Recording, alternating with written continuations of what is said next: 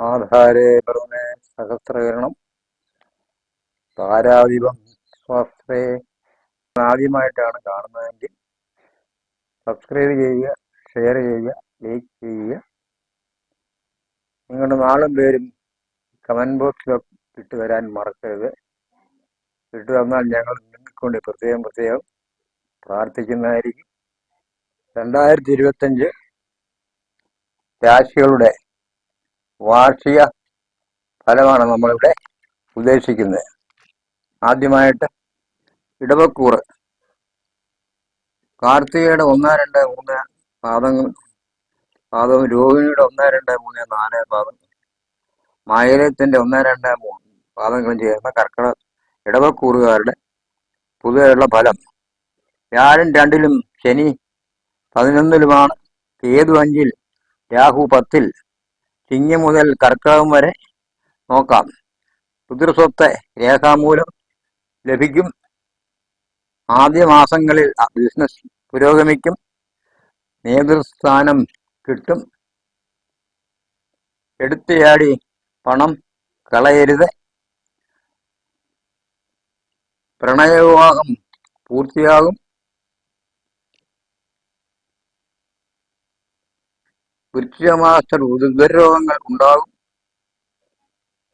കുടുംബം മോടി പിടിപ്പിക്കും. ധനുമാസത്തോടെ ജോലിയിൽ പ്രമോഷൻ ഉണ്ടാകും.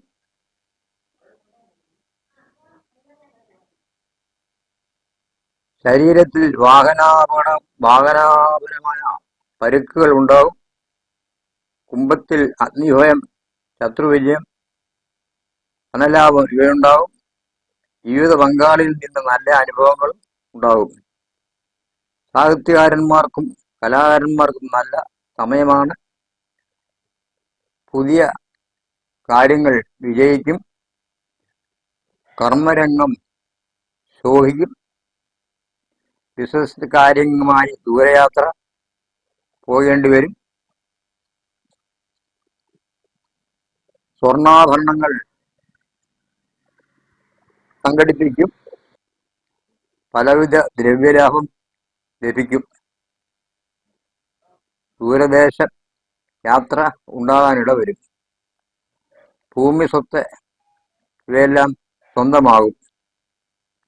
രോഗാരിഷ്ടതകൾ കൂടിയിരിക്കും. പല കാര്യങ്ങളിൽ വിജയമുണ്ടാകാനിട വരും. ആയുർവേദത്തിൽ താല്പര്യം കൂടും. തുലാമാസത്തിൽ ഉദരരോഗം ഉണ്ടാകാൻ ഇടവരും. കുടുംബത്തിൽ കലഹം ഉണ്ടാകാൻ സൂക്ഷിക്കണം. വൃശ്ചികമാസത്തോടെ ദ്രവ്യലാഭം ഉണ്ടാകും. ധനുമാസത്തോടെ മംഗളകർമ്മങ്ങളിൽ പങ്കെടുക്കും. ആദ്യമായിട്ടാണ് കാണുന്നതെങ്കിൽ സബ്സ്ക്രൈബ് ചെയ്യുക, ഷെയർ ചെയ്യുക, ലൈക്ക് ചെയ്യുക. നിങ്ങളുടെ സുഹൃത്തുക്കൾക്കും വേണ്ടപ്പെട്ടവർക്കും ഇതിൽ ഷെയർ ചെയ്യുക.